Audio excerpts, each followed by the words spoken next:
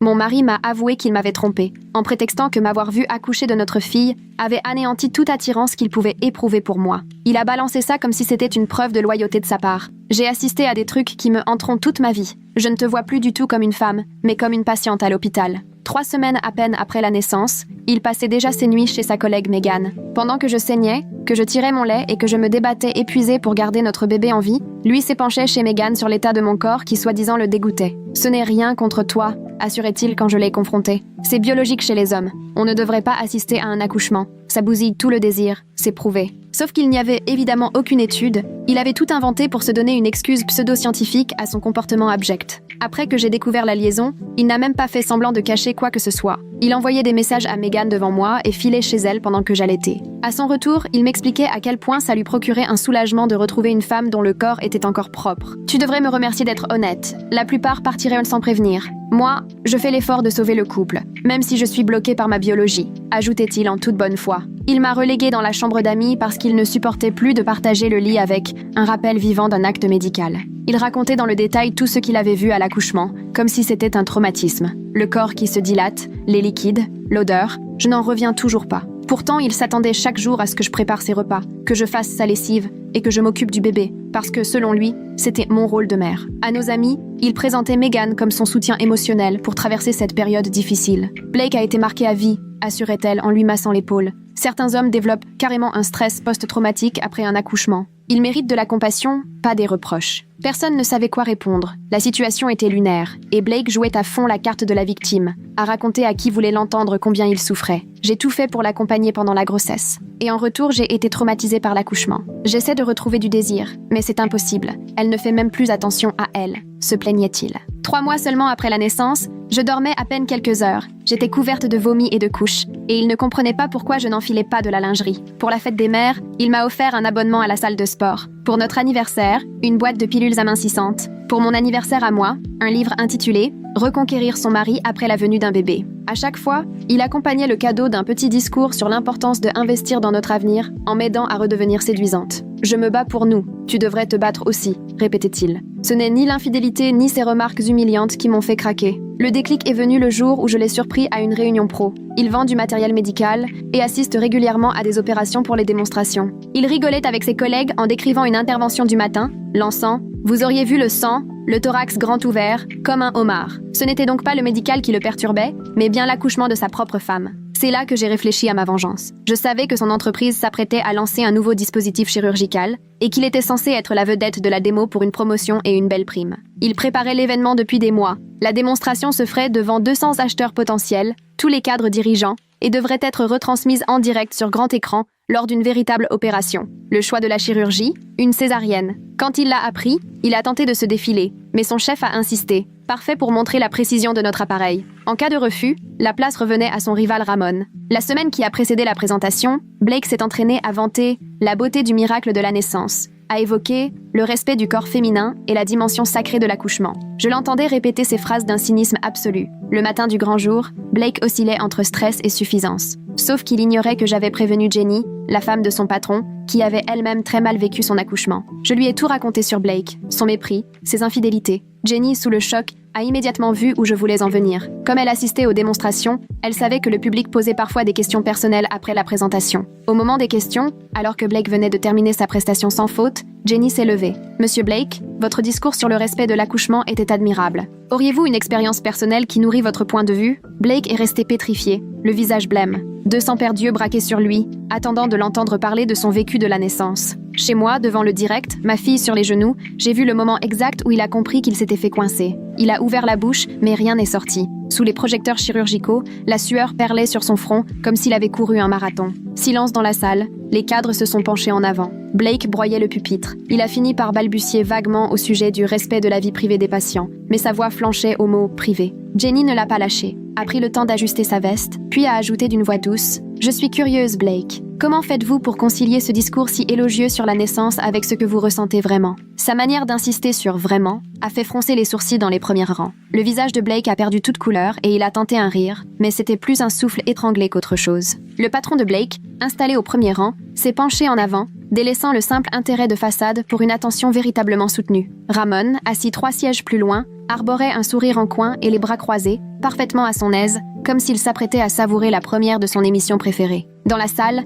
les 200 acheteurs potentiels retenaient leur souffle. Aucun mouvement, aucun tout-sautement, seul le ronronnement discret des caméras venait troubler ce silence pesant. Blake a lancé un regard inquiet à son chef, puis à Ramon, puis à Jenny, cherchant désespérément une échappatoire là où il n'y en avait aucune. Il a tenté, maladroitement, de détourner la conversation sur la déontologie, mais sa voix tremblait à présent. Même à l'écran, on distinguait nettement la sueur qui perlait sur son front. Le caméraman a accentué le malaise, zoomant comme s'il filmait un drame en direct. Jenny lui a demandé s'il avait des enfants. Il n'a pas eu d'autre choix que d'admettre, à voix très basse, qu'il avait effectivement une petite fille de 4 mois. Plusieurs personnes dans l'assistance se sont penchées, tendant l'oreille. Jenny a hoché la tête lentement, satisfaite, avec l'assurance d'une avocate qui a obtenu exactement ce qu'elle attendait. Elle l'a forcé à répéter l'âge. 4 mois. Le chiffre est resté suspendu dans l'air, lourd de sous-entendus. Elle a enchaîné, lui demandant s'il avait assisté à l'accouchement. Blake, tétanisé, s'est contenté d'acquiescer, n'osant plus ouvrir la bouche. Jenny a alors porté les stockades en l'interrogeant sur l'impact de cette expérience sur sa vision du corps des femmes et de la naissance,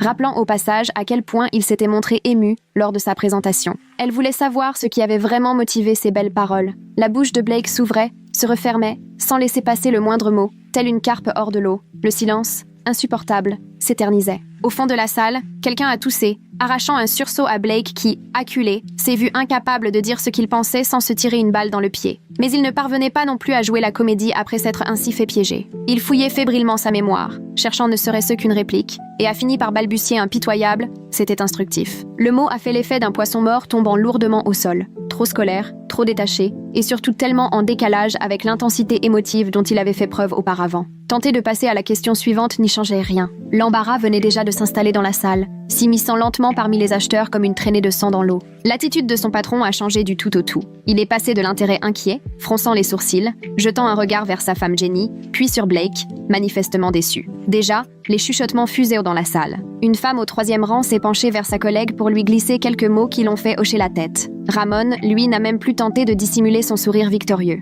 À ce moment précis, toute l'image professionnelle que Blake avait longuement bâtie s'est fissurée sous nos yeux. Présentation impeccable, démonstration parfaitement rodée, mais ce moment de vérité a tout balayé. J'assistais à la scène, en direct à l'écran, avec une lucidité cruelle. Blake en avait parfaitement conscience, à voir la panique dans ses yeux agrandis. Le reste de la présentation n'a été qu'une longue agonie. Il a défilé sur les dernières diapositives sans plus aucune assurance, la voix chevrotante, jusqu'à oublier de remercier l'équipe et même d'hésiter sur le nom de la société. Au final, il a quitté la scène presque en courant, sous des applaudissements polis, clairsemés, loin de l'enthousiasme qui avait accueilli Ramon.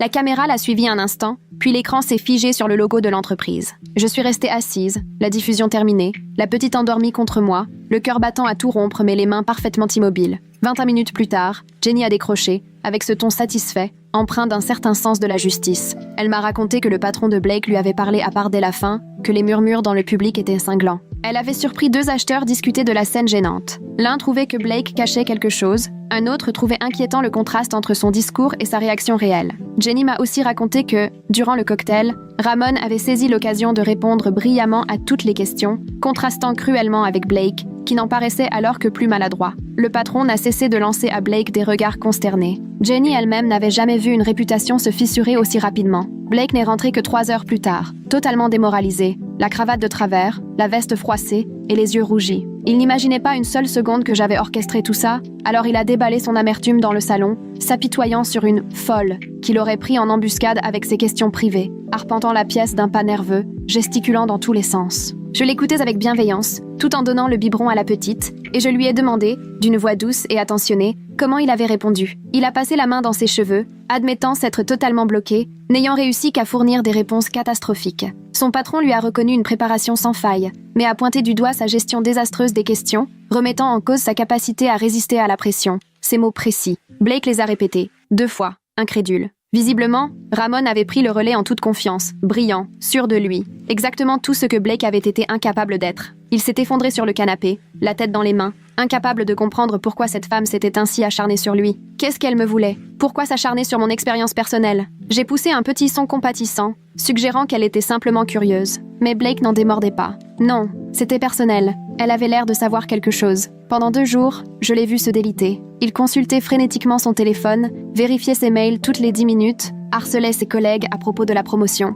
Sa voix se crispait à mesure que les réponses se faisaient attendre. Il arpentait la maison, ordinateur sous le bras, ressassant la vidéo en boucle, marmonnant dans sa barbe à propos des questions de cette femme, inlassablement se demandant ce qu'elle lui voulait. Pendant ce temps, moi, je nourrissais le bébé, changeais les couches, et je m'appliquais à faire comme si de rien n'était. Blake prête à peine attention à ma présence, complètement accaparé par la recherche du moindre détail qui aurait pu mal tourner. Rien que mercredi, il repasse la séquence des questions-réponses 5 fois de suite. À chaque visionnage, il met la vidéo en pause sur la question de Jenny et reste rivé à l'écran, guettant le plus petit signe, essayant de comprendre pourquoi elle a autant insisté sur son expérience personnelle. Jeudi soir, vers 19h, la sonnette retentit. Blake ouvre, Megan arrive chargée de sacs de nourriture à emporter. C'est la première fois qu'elle met les pieds ici. Jusqu'à présent, Blake ne la recevait qu'à son appartement, soi-disant parce que c'était plus simple. Mais ce soir, elle est là. Elle lui masse les épaules en sortant des plats chinois sur le plan de travail, tout en lui affirmant que sa présentation était parfaite et que cette femme avait juste cherché la petite bête, une féministe aigrie venue pour la sticoter. Blake opine du chef et se laisse aller sous ses caresses. Je reste dans la chambre du bébé,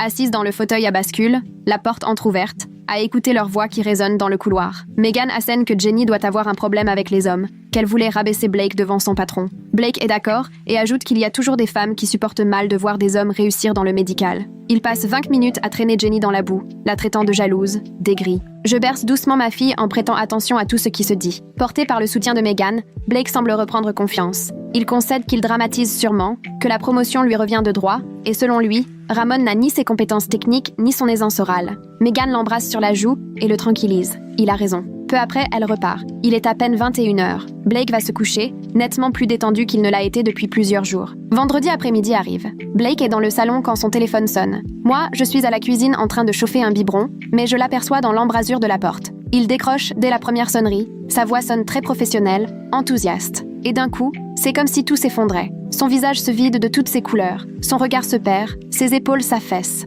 Il ne dit presque rien, se contente de marmonner ou d'acquiescer. Lorsqu'il raccroche, il reste là, hébété, les yeux fixes, une bonne minute durant. Je le rejoins avec le bébé. Il relève la tête vers moi soudain, comme s'il venait de se rappeler ma présence. Il m'annonce qu'il n'a pas eu la promotion, que c'est Ramon qui l'a décroché. Sa voix est atone, sans vie. Je lui demande doucement ce qui s'est passé, essayant de montrer que je suis là pour lui. Blake répète ce que son supérieur lui a dit. Sa technique était irréprochable, le contenu de sa présentation parfait, mais l'entreprise recherchait quelqu'un capable de garder son sang-froid face à l'imprévu. Pendant les questions, selon ses chefs, il a montré une inquiétante faiblesse sous pression. Il ressasse ces mots, encore et encore. Inquiétante faiblesse sous pression. Il raconte que pendant la séance de réseautage, Ramon a su prendre le relais, répondre avec aisance aux questions, plein de charme et d'assurance. Tout l'inverse de lui à ce moment-là. Il a l'impression de s'être ridiculisé. Il se lève, recommence à marcher nerveusement, mais ce n'est plus l'anxiété qui l'étreint, c'est la colère. D'après lui, Jenny l'a forcément saboté. Il en est persuadé. Cette question ne pouvait pas tomber par hasard. Elle savait exactement comment le piéger, même s'il ne comprend pas comment ni pourquoi. Jamais il ne fait le rapprochement avec moi. Pourquoi le ferait-il? Dans sa tête, les difficultés physiques de sa femme après l'accouchement n'ont aucun rapport avec une cadre dirigeante qui prend la parole en conférence. Je le laisse vider sa rage une bonne heure. Il débite tout un tas d'insultes à l'encontre de Jenny, la rendant responsable de tous les malheurs des hommes de la boîte, se demandant même si elle ne cherche pas à imposer un discours féministe en ridiculisant les hommes. Il envoie un message à Megan qui le rappelle aussitôt. À travers le téléphone, j'entends sa voix aiguë, pleine de compassion. Selon elle, il s'agit de discrimination. Il devrait signaler Jenny. Blake approuve, promet de tirer tout ça au clair. Quand enfin il finit par s'apaiser, je lui demande calmement si on peut parler de notre mariage. Il me lance à peine un regard pour m'annoncer que ce n'est pas le moment, qu'il a besoin de soutien, pas de problème supplémentaire. Je lui dis que j'ai réfléchi à ce qu'il m'a dit sur mon corps, sur l'accouchement, que je veux comprendre son ressenti. Il fait un geste vague, lâche seulement, on a déjà fait le tour de la question. Il ajoute que je devrais saluer son honnêteté plutôt que la disséquer sans cesse, que je devrais être contente de sa franchise au lieu de vouloir qu'il me mente,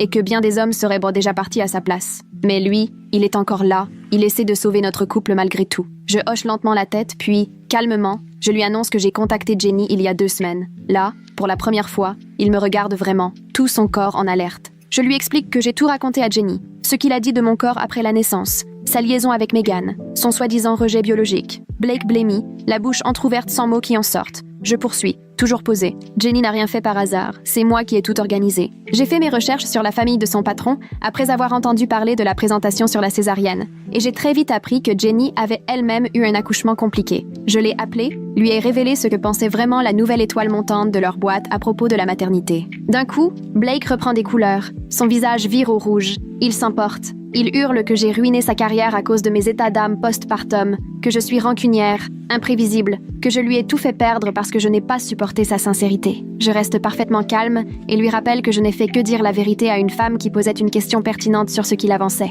Il s'était posé en chantre du respect du corps et du vécu des femmes. Jenny souhaitait simplement savoir s'il pouvait vraiment parler d'expérience. Blake se jette sur moi, les mains crispées, la colère déformant ses traits. Soudain, notre fille se met à pleurer dans son berceau, de l'autre côté de la pièce. Le cri arrête Blake net, les bras encore tendus. Il fixe le bébé qui hurle, puis regarde ses propres mains, et enfin, croise mon regard. Quelque chose vient de basculer dans son expression. Il se voit alors tel qu'il est à ce moment précis, prêt à s'en prendre à sa femme pendant que leur fille hurle derrière eux. Ses bras retombent, il recule lentement, les yeux rivés sur moi, comme si j'étais devenue une inconnue. Sans un mot, il tourne les talons et quitte la maison. La porte se referme sur lui. Je prends notre fille dans mes bras, la serre tout contre moi jusqu'à ce qu'elle se calme. Blake ne rentre pas cette nuit-là, ni celle d'après. Samedi matin, je reçois un seul message. J'ai besoin de temps pour digérer ce que tu as fait à ma carrière. Je ne réponds pas. Je passe ces 3 jours à m'occuper de notre fille, à rassembler toutes les preuves possibles de sa liaison avec Megan et à chercher les meilleurs avocats spécialisés en divorce du coin. J'enregistre chaque message cruel sur mon corps, chaque texto où il raconte être chez Megan pendant que je restais seule à la maison avec le bébé,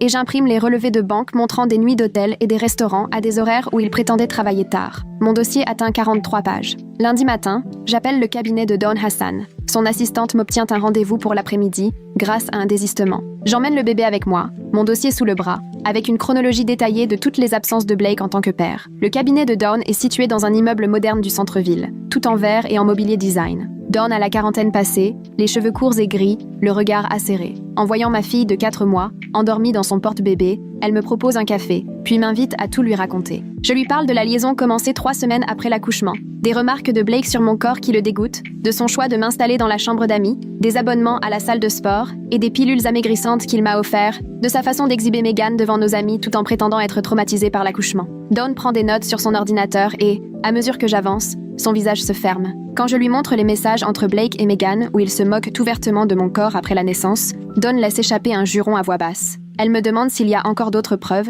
et je lui tends les 43 pages de mon dossier. Elle le parcourt attentivement, s'arrêtant ici et là pour lire certains passages. Enfin, elle relève la tête. Votre dossier est béton. Blake a admis sa liaison par écrit, il a complètement délaissé son rôle de père, ce que ma chronologie vient prouver. Pas un seul biberon, aucune couche changée depuis la naissance. Les textos démontrent clairement l'abus émotionnel, et j'ai même le témoignage de 2 amis ayant entendu ces remarques humiliantes sur mon corps. Vous avez de quoi peser lourd sur la garde, la pension et le partage des biens, conclut-elle. Elle ajoute que le mieux serait de lancer la procédure sans attendre, pendant que Blake est encore sous le choc de sa perte de promotion et avant qu'il ait le temps de cacher des actifs ou d'inventer une autre version de l'histoire. Je demande dans quel délai cela peut avancer. Elle répond qu'elle peut avoir les papiers prêts d'ici la fin de la journée si je me décide tout de suite. Je signe la convention d'honoraires dans son bureau même. Dawn passe des coups de fil pour faire préparer la requête de divorce, pendant que je suis toujours assise devant elle. Elle me pose des questions précises sur nos finances, la maison, les revenus de Blake grâce à son poste dans la vente. Je réponds de mémoire, puisque je gère l'intégralité de nos comptes depuis la naissance. Blake ne fait qu'y verser sa paix,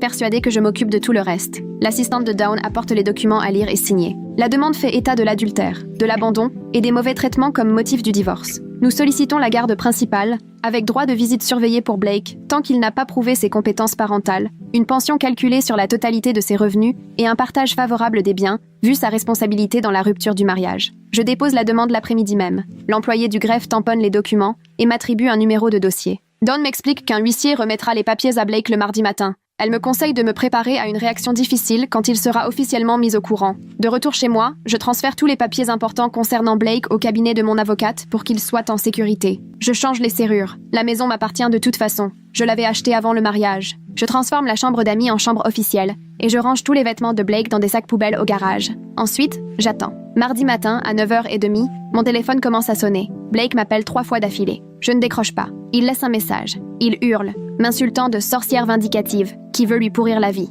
10 minutes plus tard, il rappelle. Dans ce message-là, il me reproche d'en faire trop parce qu'il a été honnête. Les appels s'enchaînent. À 11h, il en est à 15 appels. Les messages deviennent de plus en plus confus. Il m'accuse de détruire nos vies à cause de mon hypersensibilité sur mon corps et de sa franchise à lui. Il affirme que Megan pleure parce que j'essaie de la punir d'être restée à ses côtés pendant ses galères. Il menace de lutter pour la garde totale sous prétexte que je ne suis, selon lui, pas stable. Il ajoute que ses parents témoigneront que je fais une piètre mère. Le dernier message se résume à une respiration lourde au bout du fil, puis il raccroche. Mardi après-midi, Dawn m'appelle pour m'apprendre que l'avocat de Blake l'a contacté. Elle leur envoie aussitôt un courrier détaillant toutes nos preuves. Les échanges de textos dans lesquels Blake exprime son dégoût de mon corps après l'accouchement, les relevés de cartes bancaires prouvant la relation, la chronologie de ses absences auprès de notre enfant, les témoignages des amis ayant entendu ses propos blessants. Nous réclamons la garde principale à cause de son abandon, une pension basée sur la totalité de ses revenus, un partage des biens en ma faveur, car il a commis l'adultère et m'a fait souffrir. Dawn m'explique que l'avocat de Blake n'imaginait pas qu'on ait accumulé autant d'éléments contre lui.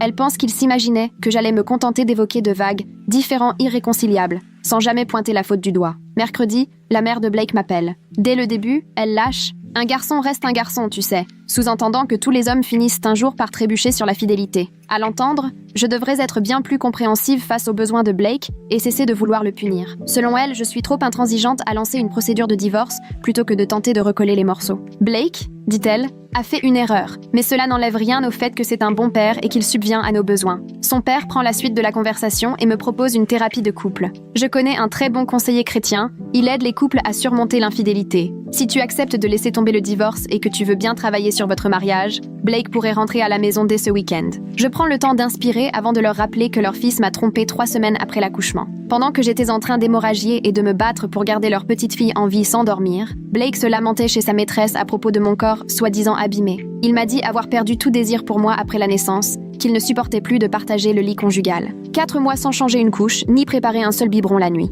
Pour notre anniversaire, il m'offre des pilules minceurs et, pour le mien, un livre sur comment reconquérir son mari. Il a affiché sa maîtresse devant nos amis tout en prétendant être traumatisé par les soins médicaux, alors qu'il passe sa vie à regarder des opérations sans sourciller. Plus un bruit au bout du fil. Le père de Blake finit par balbutier qu'ils me rappelleront plus tard, puis raccroche. Mais il ne rappelle jamais. Jeudi, Jenny m'envoie un message avec les dernières nouvelles du boulot de Blake. Les rumeurs circulent déjà. On se pose des questions sur cette demande de divorce soudaine, juste après qu'il ait perdu sa promotion. Certains ont entendu parler de l'épisode gênant, où Jenny a raconté son accouchement devant tout le service. D'autres ont appris que Blake vit chez Megan depuis que sa femme l'a mis à la porte. Résultat, toute l'équipe commerciale a compris. Blake a trompé sa femme après la naissance, il s'est fait remettre à sa place en public sur son hypocrisie autour de l'accouchement, il a perdu une promotion et sa femme divorce. Jenny m'explique que sa réputation pro se fissure à toute vitesse. Merci au fameux réseau des confidences de couloir. Les langues se délient, tout le monde y va de son interprétation, et Blake le redoutait. Vendredi après-midi, Jenny m'appelle, presque réjouie.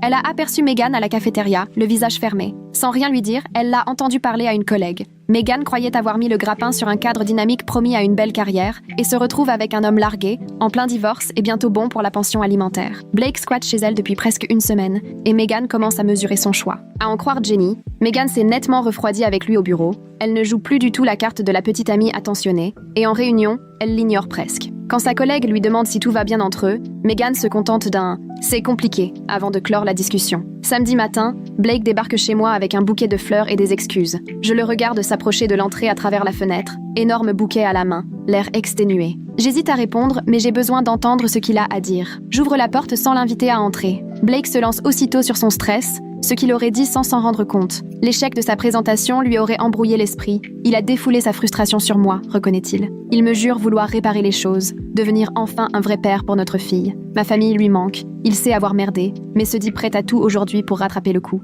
Il me tend son bouquet, comme si ça pouvait effacer 4 mois de froideur et de lâcheté. Je prends les fleurs sans même les regarder et les dépose dans l'entrée. Ensuite, je lui dis qu'il peut aller voir la petite. Il me suit jusqu'au salon, où notre fille gigote sur son tapis d'éveil. Blake s'assoit à côté d'elle, la prend délicatement dans ses bras. Elle ne pleure pas, ce qui me surprend. Il la serre contre lui et lui souffle quelques mots tendres. Je sors mon téléphone pour filmer la scène. Blake ne remarque rien, immergé dans ce tête-à-tête avec sa fille, après des semaines d'absence. Je le laisse quelques minutes avec elle, le temps de saisir ce moment unique où il tisse enfin un lien avec elle. Puis, je lui demande cash s'il ressent encore du désir pour moi, ou si le fait d'avoir assisté à l'accouchement a définitivement tout brisé, comme il me l'avait laissé entendre. Blake lève les yeux vers moi, ouvre la bouche, mais rien ne sort tout de suite. Je sens son hésitation. Il cherche clairement à deviner ce que j'aimerais entendre. Le silence pèse. 5 secondes. 10. 15. Son regard fuit, il rabaisse ses yeux sur le bébé. Ça me dit tout. Ce qu'il a vu le repousse toujours. Il n'y a plus d'attirance. Il est juste là parce qu'il a tout perdu ailleurs et prend enfin la mesure des conséquences.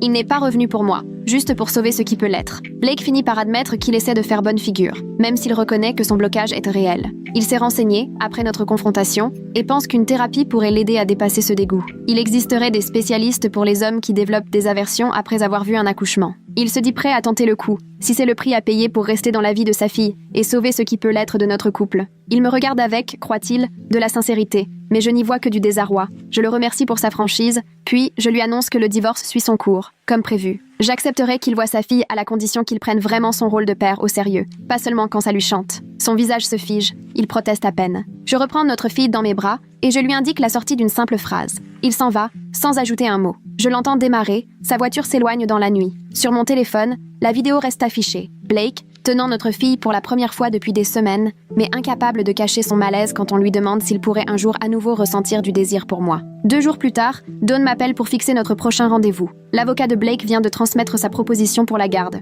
Il réclame la garde partagée, en alternance parfaite, dès maintenant. Au téléphone, la voix de Dawn trahit son agacement. Elle m'explique que l'avocat de Blake fait clairement pression, agitant le spectre d'une bataille pour la garde afin de m'obliger à revoir mes exigences à la baisse sur la pension. On se donne rendez-vous jeudi après-midi. J'apporte toute ma paperasse au cabinet, chaque message de Blake pour partir chez Megan, chaque rendez-vous médical manqué, chaque biberon donné seul la nuit alors qu'il était ailleurs. Dawn étale tout sur son bureau, prend des notes et me dit, soulagée, que c'est exactement ce dont on avait besoin. Pendant 4 mois, Blake a quasiment déserté la vie de notre fille. Il ne peut pas soudainement prétendre à une répartition parfaite quand il s'est fait oublier tout ce temps, jusqu'à ce que sa carrière s'effondre. Dawn m'explique que les juges s'intéressent à la réalité du quotidien, pas au revirement soudain au moment du divorce. Choisir Megan plutôt que sa fille pendant des mois, c'est le genre de choses qui ne s'efface pas devant un tribunal. Et tout ce que j'ai gardé trace prouve qu'il était absent, non seulement physiquement, mais aussi dans sa tête. Dawn est claire. On va répondre en proposant des visites surveillées et on ouvrira à des nuits sur place, seulement s'il montre qu'on peut compter sur lui. La rencontre avec l'avocat de Blake a lieu la semaine suivante, dans la salle de réunion du cabinet de Dawn. Blake donne l'air d'avoir tout perdu, entre épuisement et rage contenue. Son avocat, Richard, la cinquantaine, essaie de faire diversion avec quelques banalités, mais donne le coupe net pour lui présenter notre contre-proposition. Visite surveillée 2 fois par semaine, 2 heures à chaque fois, et pas de nuit avant d'avoir suivi des cours de parentalité, et prouvé pendant 3 mois qu'il tient la route auprès de notre fille. Blake explose. « Tu fais ça pour te venger. Tu utilises notre fille contre moi. » Richard, imperturbable, pose la main sur le bras de Blake. Du calme. Dawn fait glisser les preuves sur la table. Des messages où Blake avoue à Megan qu'il ne supporte pas d'être avec le bébé, car elle lui rappelle mon corps changé, des tickets de restaurant prouvant qu'il dînait avec Megan alors qu'il prétendait travailler, et mon journal où je note presque tous les gestes du quotidien auprès de notre fille, lui prouvant que j'ai tout pris en charge, ou presque. Richard feuillette le dossier, son visage se ferme. Il demande à Blake si ces messages sont authentiques. Blake proteste. Elle sort tout de son contexte. Tout le monde râle quand il devient parent. Dawn enchaîne sans lui laisser d'espace. Se plaindre de la fatigue, ce n'est pas dire à votre maîtresse que le corps de votre femme vous dégoûte. Richard s'attarde longuement sur Blake, puis tranche. On va faire une pause. Il faut discuter. Il quitte la pièce. Dawn et moi restons seuls. Le silence entre nous est plein de sous-entendus pendant qu'elle répond à ses mails. 21 minutes plus tard, Richard revient, seul. Mon client accepte les visites surveillées, au moins pour le début. Mais il veut que ce soit écrit noir sur blanc. Il l'accepte de lui-même. Ce n'est pas un aveu de faute. Dawn hoche la tête. Parfait, on va rédiger ça. Blake réapparaît, résigné, pour signer. Richard lui explique que dans son cas, vu les preuves, un juge lui imposerait sûrement la même chose, s'il ne faisait pas pire. Ça lui laisse au moins une opportunité de recréer du lien avec sa fille et de montrer sa bonne volonté. Blake signe sans un regard, puis file. 3 semaines plus tard, j'attends encore que tombe le calcul de la pension alimentaire. Dawn m'envoie finalement le mail, accompagné d'un commentaire sec. Blake ne va pas s'en remettre en voyant les montants. J'ouvre le document. La somme mensuelle dépasse tout ce à quoi je m'attendais. Dawn m'explique que même sans la promotion manquée, le salaire de Blake le place dans une tranche élevée et qu'avec mon absence d'emploi pour m'occuper de notre fille, la formule prévoit une aide importante. Blake appelle le cabinet moins d'1 heure après avoir reçu le courrier. Dawn met le haut-parleur pour que je puisse écouter. Il tempête, hurle que la somme n'a aucun sens et qu'on cherche à le ruiner. Il dit que c'est moi qui ai flingué sa carrière, que je cherche maintenant à le mettre sur la paille. Dawn attend qu'il se calme, puis, imperturbable, lui explique que tout est calculé selon les barèmes officiels, sur la base de ses revenus exacts. Si vous contestez le montant, il vous suffit d'apporter des justificatifs d'un éventuel changement de situation. Blake rétorque que tout est de ma faute, qu'il aurait dû avoir cette promotion et le gros salaire qui allait avec, qu'à cause de moi, il stagne, et que maintenant tout le monde au boulot est au courant de ses problèmes personnels. Dawn, d'une voix glaciale, conclut « Vous avez détruit votre carrière en trompant votre femme après la naissance, puis en étant incapable de répondre à une question basique sur l'accouchement devant tout le service. Aucun juge n'allégera la pension parce que vos dérapages privés ont des conséquences au bureau. Richard coupe court. Il dit à Blake d'arrêter. Ils vont examiner les chiffres et répondre dans les formes. Dawn acquiesce, précise que la pension respecte la loi, puis met fin à l'appel. Je reste étrangement soulagée. Blake voulait me punir d'avoir dévoilé son hypocrisie. Désormais, il doit affronter les vraies conséquences de ses actes. 6 semaines après la fameuse présentation, Jenny m'écrit pour m'annoncer qu'elle a appris dans le milieu que Megan a quitté Blake. Elle s'est sans doute rendue compte que ce n'était pas l'homme rêvé. D'après la rumeur au bureau, Megan ne veut surtout pas devenir belle-mère d'un nourrisson, alors que Blake doit verser une pension salée tous les mois. Blake vit à nouveau seul, dans son petit appartement, depuis que j'ai lancé la procédure de divorce. En lisant le message de Jenny, un étrange mélange s'empare de moi. Un sentiment de revanche, mêlé à un grand vide. Megan aura, elle aussi, couvert la cruauté de Blake à mon égard. Elle est venue s'installer chez moi, à parler des blessures de Blake, tout en sachant pertinemment qu'il me trompait. Je ressens un certain soulagement à l'idée qu'elle découvre enfin qui il est vraiment. Mais au fond, même la perte de Megan ne me rendra pas les 4 mois de la vie de ma fille qu'il a manqué, ni n'effacera les mots blessants qu'il a eus sur mon corps. Tout ce que cela change, c'est qu'il doit désormais affronter seul les conséquences de ses actes. Le samedi matin, Blake arrive pour sa première visite surveillée. Linda, l'intervenante de l'agence de services familiaux, est une femme d'une 50aine d'années. Le regard doux mais la voix ferme. Blake a l'air épuisé, presque défait. Il a maigri, ses vêtements bâillent sur lui. Linda nous rappelle les règles. Blake peut prendre le bébé dans ses bras, la nourrir, jouer avec elle. J'observerai et prendrai des notes. Si besoin, je l'accompagnerai pour les gestes quotidiens. Je tends notre fils à Blake. Il la reçoit avec une telle précaution qu'on croirait qu'il a peur de la casser. Contre toute attente, elle ne pleure pas. Il s'assoit, la garde serrée contre lui, la contemple longuement. « Je suis désolée d'avoir raté tout ce temps avec toi », murmure-t-il. Linda reste silencieuse, attentive. Je les laisse et vais patienter dans la voiture. 2 heures plus tard, Linda m'appelle. C'est terminé. Je rentre. Tandis que Blake remet sa veste, Linda me prend à part. Il était maladroit au début, mais il a fait des efforts. Il avait besoin de conseils pour soutenir la tête du bébé ou la faire rôter après le biberon, mais il a écouté et s'est appliqué. Il a posé des questions sur la routine de la petite. Il semblait avoir vraiment envie de bien faire. Elle insistera dans son rapport sur son besoin d'être formée aux soins de base, mais note aussi sa volonté de s'impliquer. Blake repart sans un mot pour moi. Linda fixe la prochaine visite au mercredi soir. Je ramène ma fille à la maison et je la fais déjeuner. Elle gazouille, joyeuse, sans savoir que son père tente enfin de se rattraper. La semaine suivante, je commence une thérapie avec Savannah, dont le cabinet se situe dans un petit immeuble près du centre-ville. Elle est plus jeune que ce à quoi je m'attendais. La trentaine, brune, un sourire chaleureux. Je m'installe sur son canapé, un peu perdue, sans savoir comment commencer. Savannah me demande d'où vient mon besoin de consulter. Je lui déballe tout. L'infidélité de Blake, ses propos cruels, ma volonté de me venger, la satisfaction d'avoir vu sa chute, le divorce, la bataille pour la garde. Savannah m'écoute sans broncher, attentive. À la fin, elle marque une pause, puis me dit que ma colère était parfaitement légitime. Blake vous a trahi à un moment où vous aviez le plus besoin de son soutien. Il a été cruel alors que vous étiez vulnérable. C'est normal d'en vouloir. Elle précise toutefois que pour avancer, il faudra se détacher de la douleur, sortir de la posture d'ex-femme blessée. La vengeance vous a donné une satisfaction immédiate,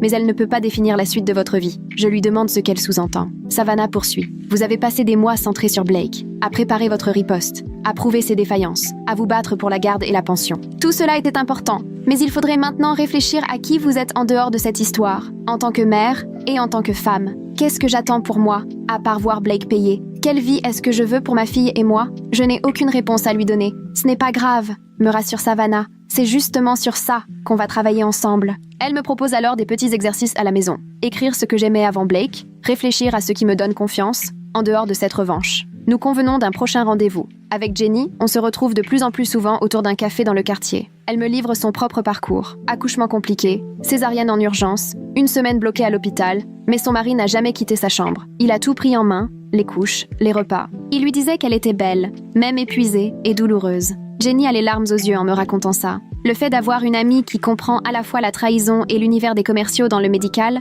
ça m'aide énormément à encaisser ce qui t'est arrivé. Je lui confie que Blake fait des efforts lors des visites surveillées. Elle me répond que parfois, il faut toucher le fond pour se réveiller. Peut-être qu'il réalise ce qu'il a perdu. Peut-être qu'il veut juste donner le change devant les services sociaux. Dans tous les cas, votre fille mérite un père présent. Jenny approuve. Les miens sont ados et pourtant, je me rappelle encore la difficulté des premiers mois. Être soutenue, ça change vraiment tout. Notre conversation glisse sur d'autres sujets. Son club de lecture, mon envie de reprendre mes études, l'approche des fêtes et la façon dont on va les vivre, seuls avec nos enfants. Au moment de partir, je ressens un vrai apaisement. Comme si une partie du poids sur mes épaules s'était allégée. Jenny me serre dans ses bras. Tu peux m'écrire quand tu veux. N'hésite pas. Les visites encadrées de Blake continuent. 2 fois par semaine. Linda m'informe de ses progrès, il change les couches sans dégâts, prépare les biberons à la bonne température, parvient à calmer notre fille lorsqu'elle pleure. Elle me dit aussi qu'il s'est inscrit à des formations pour jeunes parents au centre communautaire, qu'il rapporte ses questions et met les conseils en pratique à chaque visite. Je ne peux pas m'empêcher d'être partagée. D'un côté, je suis soulagée de le voir enfin se montrer à la hauteur. Notre fille a besoin d'un père fiable. De l'autre, la colère demeure. Il a fallu qu'il perde tout pour s'impliquer. Il aurait pu être là dès le début, mais il a préféré s'éloigner parce qu'il ne supportait plus mon corps, jusqu'à sacrifier sa relation avec sa fille. Maintenant que Megan est partie et que ses perspectives professionnelles se sont écroulées, il tente de jouer au père modèle. Je dois bien admettre que Savannah a raison. À force de me concentrer sur la chute de Blake, je n'ai pas vraiment réfléchi à ce que je voudrais pour la suite. Voir Blake mal à l'aise ne suffit pas à combler le vide qui s'est installé dans ma vie. Il faut maintenant que je découvre qui je suis, au-delà du simple rôle d'épouse trompée ayant obtenu sa revanche. 2 semaines plus tard, Don m'appelle pour m'informer que les négociations de divorce avancent enfin. L'avocat de Blake a envoyé une contre-offre. Ils accepteraient un partage des biens à 60-40 en ma faveur, à condition que je retire la demande de garde exclusive. Blake souhaite pouvoir passer des nuits avec notre fille à terme, après avoir suivi des cours de parentalité et montré qu'il en est capable. D'après Don, vu les éléments à charge, c'est une proposition plutôt honnête. Blake reconnaît ses torts, son infidélité et son absence. Il ne cherche plus à se faire passer pour la victime. On affine encore les modalités de garde. Don négocie pour que les visites restent surveillées tant que Blake n'a pas 3 mois de parentalité exemplaire sans incident. Ensuite, il pourra commencer avec une nuit par semaine et si tout continue de bien se passer pendant 3 mois supplémentaires, on envisagera d'élargir les droits de visite. L'avocat de Blake accepte l'ensemble du protocole sans discuter, aucune opposition, aucun débat. Don pense que Blake veut à tout prix éviter que ses propos déplacés à mon égard n'éclatent lors d'un procès public. Je signe les papiers, soulagée mais étrangement vide. Ça devrait ressembler à une victoire, et pourtant, c'est seulement la fin d'une histoire morte depuis longtemps. 1 semaine après la fin officielle du divorce, Jenny m'envoie un message. Elle a appris via le bureau que le patron de Blake l'a muté dans le nord, loin de la métropole où il s'était fait connaître. Officiellement, on parle de besoins de l'entreprise. Mais tout le monde sait que la vraie raison, c'est sa réputation complètement ruinée ici. Trop de témoins lors de sa déroute pendant la fameuse présentation. Trop de rumeurs sur le divorce. Son responsable lui offre clairement l'opportunité de repartir loin de Megan et des clients qui l'ont vu s'effondrer. Jenny m'apprend aussi que Megan a demandé sa mutation. Elle refuse désormais de travailler avec Blake. Cette nouvelle-là me fait sourire. De mon côté, je commence à postuler à des emplois à distance pour pouvoir concilier avec les siestes du bébé. Les annonces exigent surtout de l'expérience que je n'ai pas ou proposent des horaires compliqués, mais je poursuis. J'ai besoin de me reconstruire, de sortir de la dépendance à l'argent de Blake, d'être à nouveau maîtresse de ma vie. La pension alimentaire couvre l'essentiel, mais l'indépendance financière, c'est autre chose. Je veux retrouver mon identité professionnelle, ne pas rester cantonnée au rôle de mère au foyer trompé. Après 3 semaines de démarche, je décroche enfin un petit poste en télétravail dans une société de facturation médicale, saisie de données à temps partiel. Ce n'est pas passionnant, mais c'est flexible. Je peux travailler pendant les siestes ou le soir. La rémunération n'est pas folle, juste de quoi couvrir les courses et l'essence. Mais psychologiquement, ça change tout. J'ai un objectif, un espace à moi, en dehors des visites surveillées et de la gestion du planning. J'ai l'impression, pour la première fois depuis longtemps, de me reconstruire sur autre chose. 2 mois après le divorce, l'avocat de Blake me fait parvenir une lettre. Ce n'est pas écrit en langage d'avocat, mais bien de sa main. Blake s'excuse pour sa cruauté, reconnaît avoir eu tort de me rejeter la faute de ses propres blocages. Il explique que son thérapeute lui a ouvert les yeux.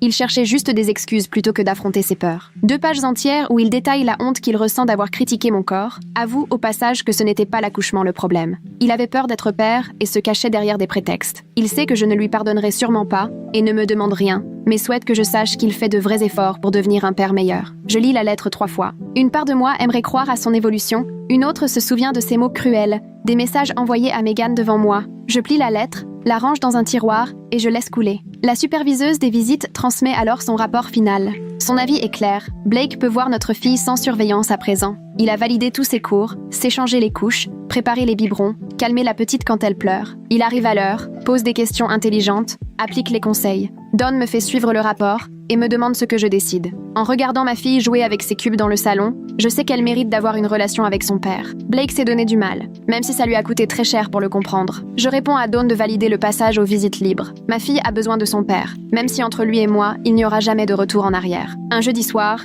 Jenny me propose de l'accompagner à son club de lecture. Je suis tentée mais encore un peu anxieuse à laisser ma fille à une babysitter. Jenny insiste. Il est temps d'avoir des vraies discussions d'adultes qui ne tournent ni autour de la garde ni du divorce. Le club se réunit dans un café près de chez elle. Une demi-douzaine de femmes, entre la 30aine et la 50aine, sont installées autour d'un verre de vin et de quelques amuse-bouches. Elles sont censées discuter d'un polar, mais à peine 10 minutes plus tard, elles veulent tout savoir de Blake. Jenny leur a déjà donné les grandes lignes. Elles réclament les détails de la fameuse présentation et du divorce. Je me surprends à rire en racontant la tête de Blake lorsque Jenny lui a posé sa question devant 200 personnes. Les femmes trinquent en applaudissant. Certaines sont divorcées, d'autres ne se sont jamais mariées, et la dernière, qui est aujourd'hui heureuse en seconde noces, a elle aussi quitté un homme du genre de Blake. Elle me lance des félicitations pour ma stratégie, mais me glisse qu'il est peut-être temps pour moi de tourner la page et d'embrasser la suite. Elle m'invite à rejoindre le groupe pour de bon. J'accepte. Le samedi matin suivant, Blake vient chercher notre fille pour sa première nuit chez lui. Je prépare et reprépare le sac à langer, vérifie tout 3 fois, lait, couche, lingette, doudou, gigoteuse. Blake prend le sac, promet de m'envoyer des nouvelles. Je le regarde attacher notre fille dans son siège auto, puis partir. La maison paraît soudainement déserte, silencieuse à en faire mal. Je tourne en rond sans trop savoir que faire de moi, puis me rappelle que j'ai la soirée et la matinée entière rien que pour moi. Pas de biberon, pas de couche, pas de babyphone. Rien que du temps, juste pour moi. Je me suis enfin inscrite à ce cours de peinture au centre culturel qui me faisait envie depuis un moment. Il commence la semaine prochaine. J'ai aussi trouvé un groupe de remise en forme postpartum qui se réunit le mardi matin. Pour la première fois depuis des lustres, je prends une longue douche sans avoir à me dépêcher. Je me fais livrer à manger, je regarde un vrai film, un film pour adultes, pas un dessin animé pour une fois. Quand Blake me ramène notre fille le dimanche après-midi, je me sens plus moi-même que je ne l'ai été depuis des mois. Je ne suis plus seulement la femme trompée ou la mère épuisée, je reviens à moi. Avec Savannah, en séance chez la psy, on prend le temps d'explorer ce que je ressens face à mon corps depuis l'accouchement. Elle me demande de me mettre devant un miroir et de décrire ce que je vois, en oubliant les mots cruels de Blake. Au début, tout ce qui me vient en tête, c'est son dégoût, les vergetures, les fluides, l'odeur, tout ce qu'il m'a balancé. Mais Savannah insiste pour que je trouve mes propres mots. Et là, je finis par voir une femme qui a porté la vie, qui a mis au monde un bébé en pleine forme. Je vois de la douceur et aussi une vraie force. J'y lis la preuve que j'ai traversé une épreuve. Savannah m'aide à comprendre que les réactions de Blake ne parlent que de lui, de ses propres failles, et non de mes défauts à moi. Il n'a pas su faire face à la réalité de l'accouchement, tout simplement parce qu'il est superficiel et centré sur lui-même. Moi, mon corps a accompli quelque chose de dingue. Je guéris peu à peu, je deviens plus solide, et j'apprends à apprécier ce que j'ai traversé, à ne plus regarder mon reflet avec le regard impitoyable de Blake. 6 mois après cette fameuse réunion, je tombe sur Megan dans un café du centre-ville. Elle se tient juste devant moi dans la file, visiblement décidée à éviter mon regard. Mais j'en ai assez de laisser des gens comme elle m'intimider. Je lui tapote l'épaule et je la salue. Megan se retourne, franchement mal à l'aise, et marmonne qu'elle espère que je vais bien. Je lui réponds que je vais très bien. Merci. Le divorce est officiel. J'ai la garde principale et je reconstruis ma vie. Puis je lâche, sur le ton de la désinvolture, qu'elle peut bien garder Blake si ça lui chante, que je m'en sors très bien sans eux deux. Là, Megan devient écarlate. Elle avoue à mi-voix qu'elle regrette d'avoir été complice de la cruauté de Blake, qu'elle a honte de son attitude pendant leur liaison.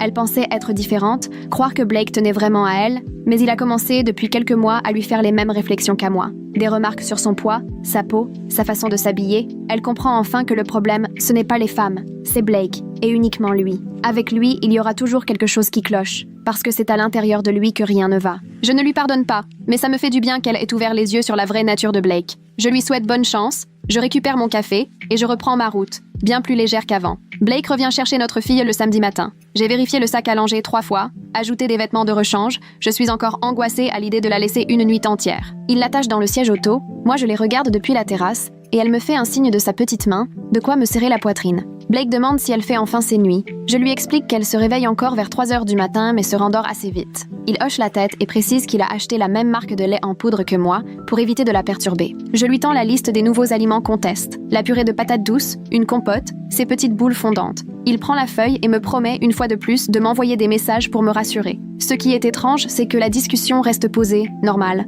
On parle de sieste et de repas, pas de cris cette fois. Ce n'est pas chaleureux, mais ça tient la route. Ils partent, la maison retrouve un calme que je ressens à la fois comme une solitude et un apaisement. Je déambule sans trop savoir quoi faire, puis je me rends compte que la soirée m'appartient. J'en profite enfin pour m'inscrire à ce cours de peinture qui me faisait tellement envie au centre culturel. Je trouve aussi un groupe de sport pour maman, qui se réunit le mardi matin. Je me prends une douche de 30 minutes, sans avoir à tendre l'oreille pour vérifier si le bébé pleure. Je commande chinois et je m'installe devant un vrai film, pas un dessin animé pour changer. Quand Blake me ramène notre fille le dimanche après-midi, je me sens à nouveau pleinement moi-même. Pas juste une mère ou une femme blessée, mais vraiment moi. Un mercredi après-midi, alors que je plie le linge, Dawn m'appelle pour me prévenir que les derniers papiers sont prêts à signer. Le lendemain matin, j'embarque la petite dans son cosy et file à son cabinet. Dawn m'explique tout en détail, page par page. C'est officiel. Le divorce est prononcé, me voilà officiellement célibataire. Je récupère 60% des biens, une pension alimentaire qui couvre la crèche et l'essentiel, et la garde principale, tandis que Blake obtient des droits de visite progressifs, à condition qu'il prouve son implication. Dawn me serre la main et me souffle que, vu la situation, je m'en sors plutôt bien. Je reste un long moment, assise dans la voiture devant son bureau, le temps de souffler enfin. Un soulagement immense me submerge. J'éclate en sanglots. Pas de tristesse, mais les larmes conversent quand un poids énorme se soulève d'un coup.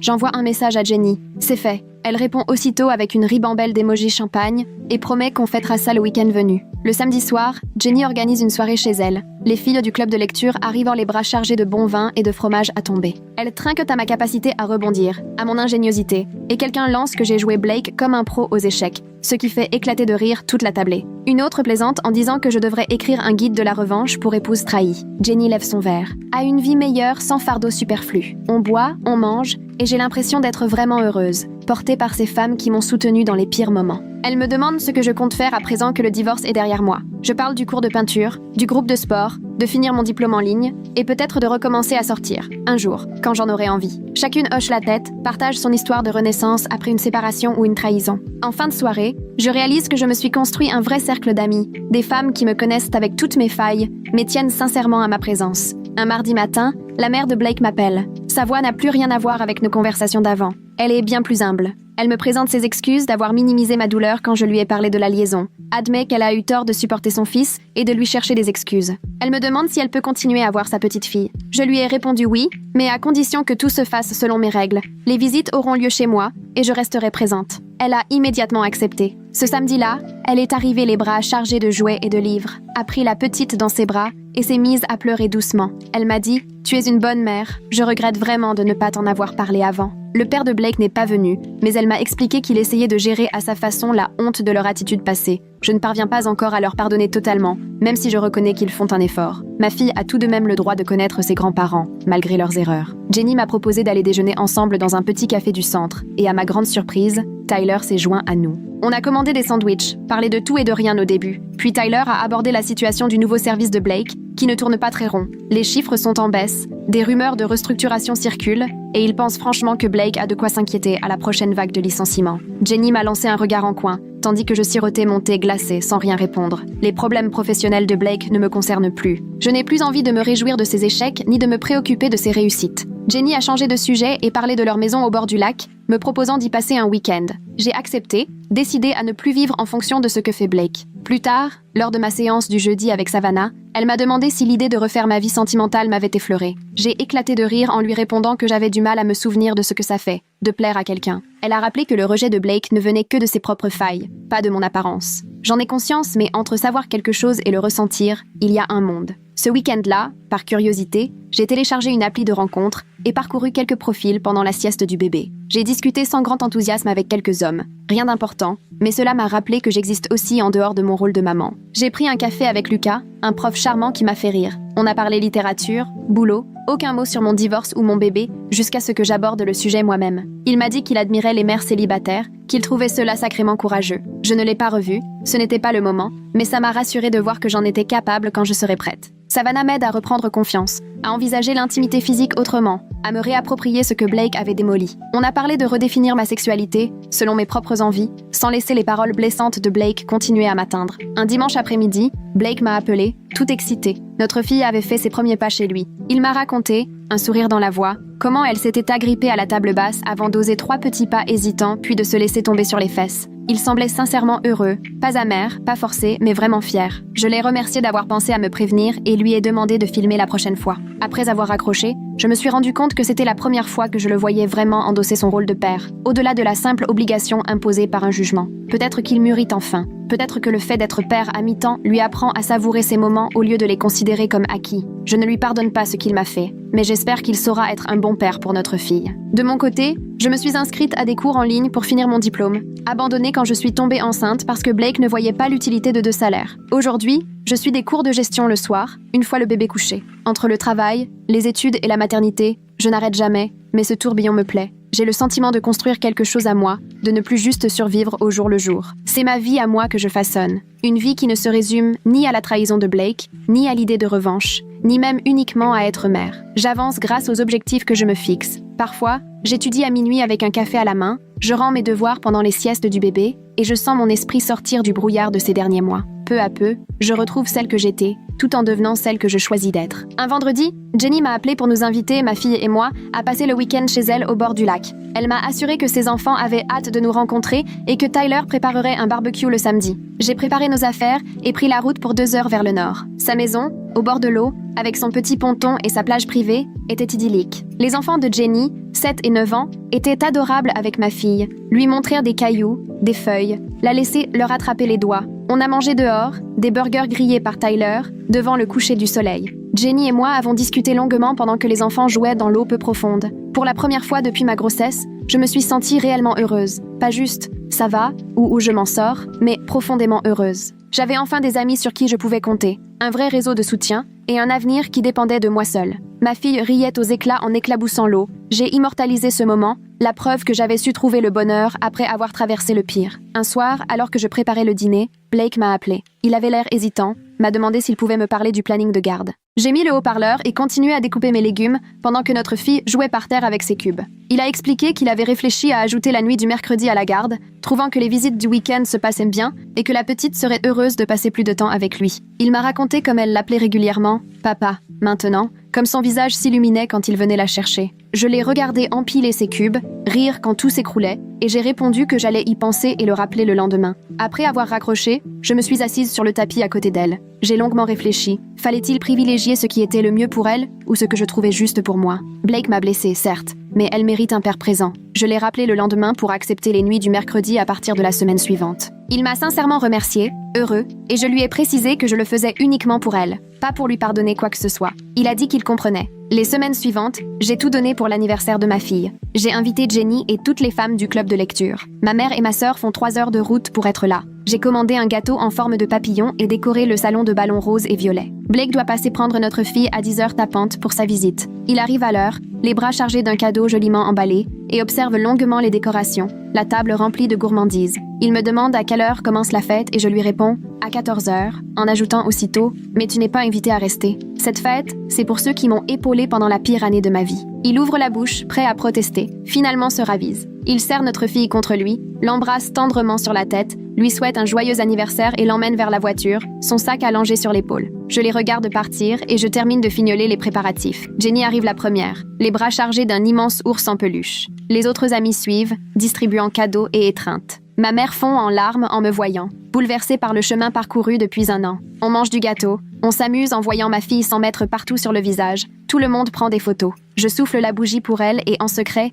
je forme le vœu qu'elle devienne une femme forte et aimée. Quand Blake la ramène le soir, elle porte une jolie tenue qu'il vient de lui offrir. Il me la confie sur le pas de la porte sans chercher à entrer. Je le remercie d'avoir respecté mes limites. Il acquiesce d'un signe de tête, puis s'en va. Lors de ma séance du jeudi, Savannah me sourit et me dit qu'elle a repensé à tous mes progrès au cours de cette année. Elle énumère patiemment ce que j'ai su accomplir. Tu as traversé la trahison de Blake sans te laisser sombrer. Tu as organisé ta revanche de façon à ce qu'il soit confronté à ses actes. Tu t'es battu pour un divorce équitable. Tu as posé des limites saines pour la coparentalité, toujours dans l'intérêt de ta fille. Tu as su te reconstruire comme mère célibataire, entourée d'un vrai cercle de soutien, avec des objectifs clairs. Elle ajoute qu'elle est fière de moi. Je sens des larmes monter, mais cette fois, ce sont des larmes de bonheur. Je lui avoue que moi aussi, je suis fière de moi. Il y a tout juste 1 an, je me noyais dans l'épuisement et la trahison. Aujourd'hui, j'ai repris des études, je me fais de nouveaux amis, et je prends plaisir à partager du temps avec ma fille, au lieu de simplement essayer de tenir le coup. Savannah me demande ce que je ressens envers Blake, maintenant. Je prends le temps de bien peser mes mots. Je ne lui pardonne pas et,